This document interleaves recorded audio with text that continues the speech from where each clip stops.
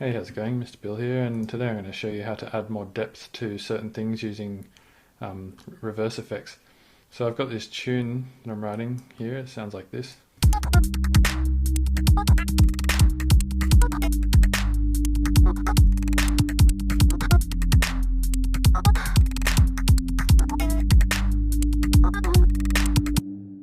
So I've got this little kind of melody thing happening here. If we solo that and listen to it, it sounds like this.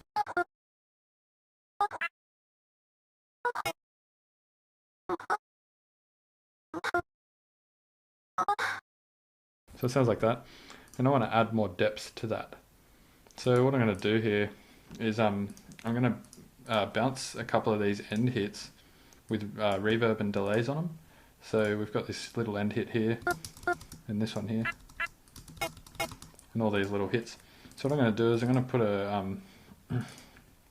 to put a reverb onto this channel after the big rack of sampled stuff, and I'm going to put the reverb at 100% dry wet and give it a decay time of like maybe 4 seconds or something like that, so we get this,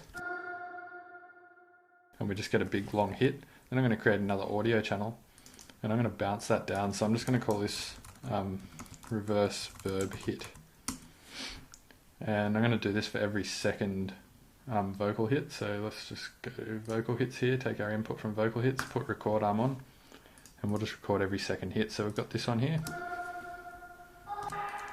and get rid of that little bit. For these, every other second one I'm going to use a delay, so we'll get to that in a minute. So then I'll bounce this one as well. Let's get the end of that in there. And then this one here. And this one here. So I'll just do one bar of it for the moment, just so you can get the idea. And now what I'm going to do is I'm going to reverse all of these hits separately. Like so. So I'm just going to reverse all of those reverb hits. And then I'm going to put fades on them, so we don't get any clicks at the start and it just kind of fades in nicely. Then I'm going to create another channel, and I'm going to get rid of this reverb now and put a ping pong delay on instead.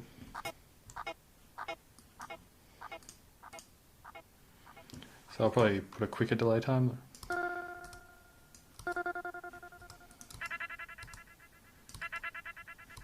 that sounds pretty good. And then what I'm going to do is I'm going to take the input again from vocal hits, and I'm going to bounce every second one.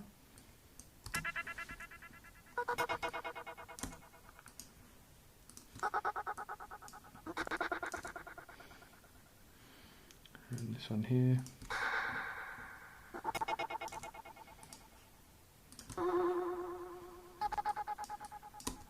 Like so. And then again, I'm just going to reverse all of these. This is just quick, rough kind of overview of what I do sometimes with things like this. And then we'll just call that reversed delay, which I really should have named first, because now all the files are just named 023 audio and stuff like that instead of reversed verb hit like the top channel that we named first. So if we listen to all of these together now, I'll just get rid of this delay here. And if we listen to all of these together, we get this.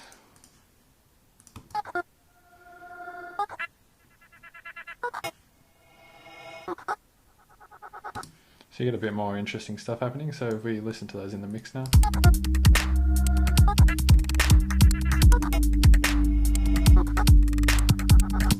So the delay is a little bit out of time. You'd have to go and put the delays in time.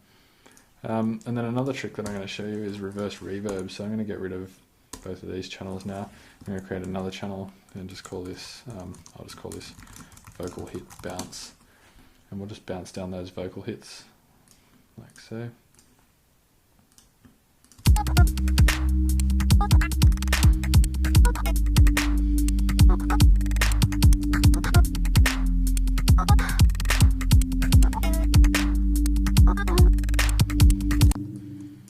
And then what I'm going to do is reverse this file, and I'm going to apply a reverb to it. So I'll turn the dry wet up a little bit, I guess. We'll just listen to this file for the moment. Something like that, and then I'll just freeze and flatten this track.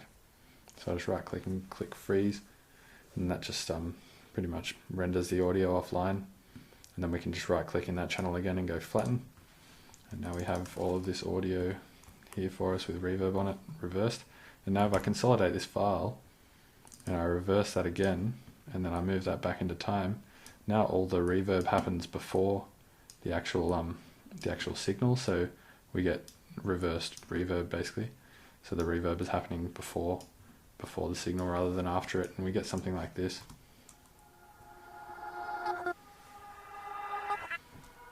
It sounds really cool, so we'll have a listen to that.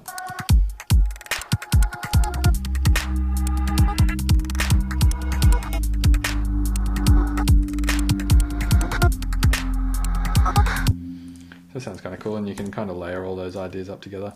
So here's one that I've prepared earlier.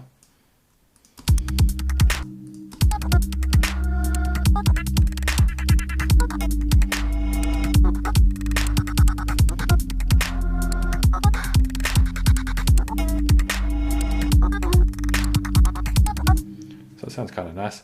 So yeah, that's the idea behind reversed effects, but you can do this with anything. So again, if we bounce down those vocal hits, so I'll go vocal hits and we'll bounce this down. I won't bother naming it for the moment.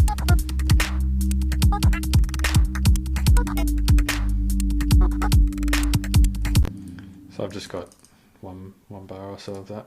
So 1 bar, 2 bars. And I'll just reverse this.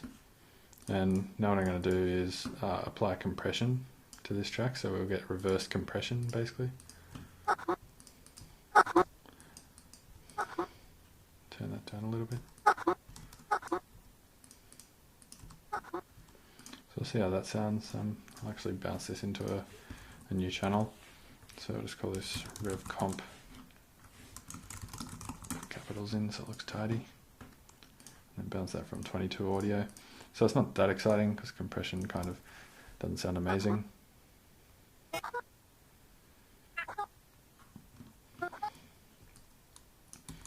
So if we compare the two files now, level matched, with the reverse compression and just the forwards compression, we get a slight difference. So this is with the reversed compression and the forward compression. So you can hear it starts to pull the ends of the signal up rather than squash the starts of it, like so. You can hear that one's compressing the starts and taking away the transients, whereas this one's accentuating the ends and leaving the transients. It's a good way to kind of make things sound strained. And you can do this with anything. You can do it with chorus or something if you just apply heaps of feedback.